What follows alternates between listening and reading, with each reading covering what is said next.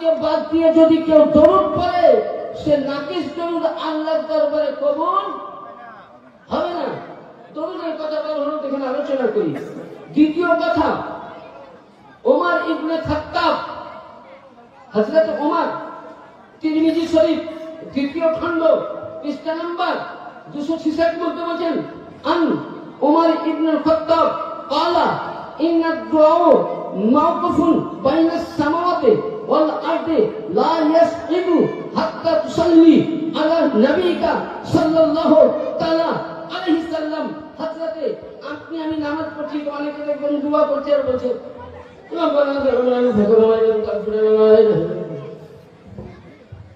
মানে লা ইলাহা ইল্লাল্লাহ বলতে মুখে বোধহয় কুড়ি হয়েছে, আর কিছু বুঝেন এখন মোল্লা বার হয়েছে, বলছে লা ইলাহা ইল্লাল্লাহ যেখানে লেখা আছে সব ভুল। বলছে লা ইলাহা ইল্লাল্লাহ শুনে মুহাম্মদের কোন সম্পর্ক নেই, নাউযুবিল্লাহ। বুঝলেন? আরে জুয়া আমি বলছিল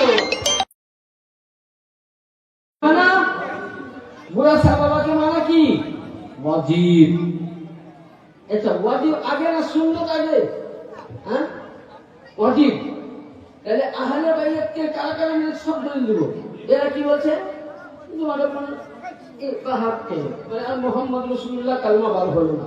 আসুন এবার আপনাকে আমি বুঝাই। ওমর ফারুক, হযরত ওমর ইবনে খাত্তাব বলছেন, আপনি আমি নামাজে দোয়া করি এবং এই হাদিসটা মিশকাত শরীফে আছে, সুদা বুখারীতেও আছে।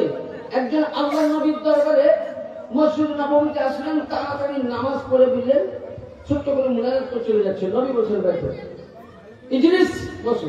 তুমি এত তাড়াতাড়ি দোয়া কেন করলে? বলে হুজুর যেটুকুন জানি, বলে আমাদের উপরে দরুদ না পড়লে তোমার দোয়া কবুল। আবার 2 রাকাত নামাজ পড়ে আবার দোয়া করলেন, আল্লাহ পাকের নবী বলেন, যাও তোমার দোয়া কবুল হয়ে গেছে।